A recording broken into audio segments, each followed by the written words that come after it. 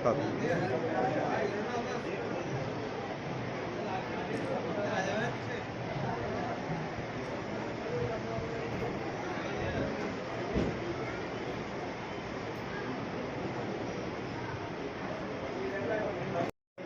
हाँ।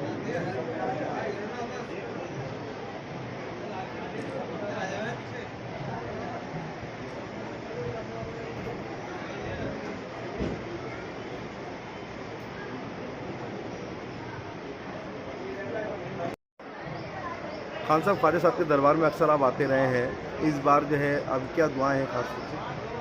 देखिए, हमेशा हम तो हर इंसान का इस जगह पे आता है, वो एक ही फ़र्ज़ बनता है, अमन अमान और चैन मेरे इस कॉन्स्टिट्यूशन हमारे भारत में हर इंसान मोहब्बत से रहे, ये सबसे बड़ा पैगाम है।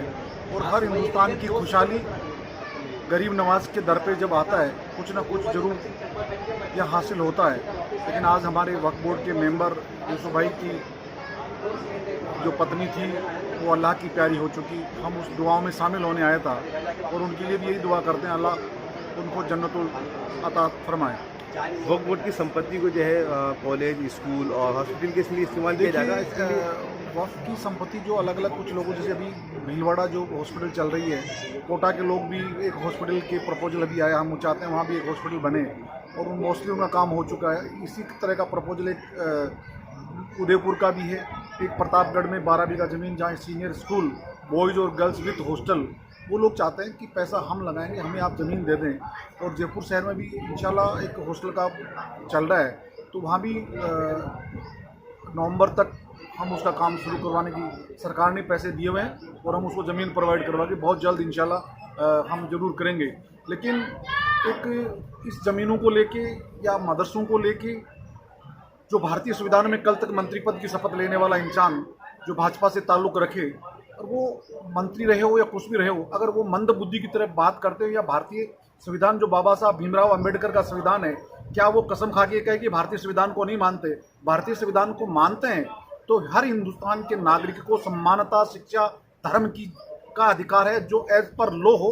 लेकिन उस इंसान को जो शायद एक जाति उन्माद, धर्म के नाम पे, सिर्फ पार्टी के नाम पे उन्माद फैलाना ही शिक्षा को महत्व, लेकिन उनको सोचना चाहिए देवनानी जी को, मदरसे में पढ़ने वाला उर्दू कोई मुस्लिम लैंग्वेज नहीं है, आपको बंद करनी है करिए। मदरसा बोर्ड में शिक्षा को रोकना आप रोकिए, लेकिन मदरसा बोर्ड बंद नहीं होगा। सरकार की मदद भारत सरकार भी दे रही है।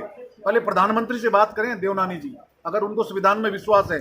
लेकिन मनुवादी ताकतों को, बाबा साहब भीमराव अंबेडकर एक दलित थे, उसके बनाए हुए संविधान पे शायद उनको विश्वास नहीं है, इसलिए बार बार उस संविधान की हर कहीं ना कहीं छेड़खानी करना इनकी फितरत बन चुकी है। इससे क्या संदेश जाता है एक तरह से देखा जाए? देखिए, हमेशा आप हम मान के चलिए, जब बाबा साहब भीमराव अंबेडकर ने जब संविधान बनाया, उस संविधान में किसी जाति धर्म से नहीं था, वहाँ बनाने वाले हर 3600 कौम के लोग थे।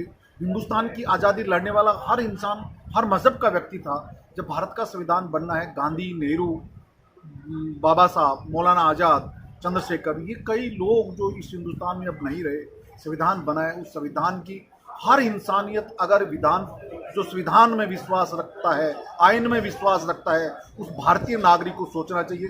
जो भारतीय आइन में विश्वास नहीं रखता है, शायद मुझे नहीं लगता वो भारतीय होने का भी सबूत पेश कर पाए।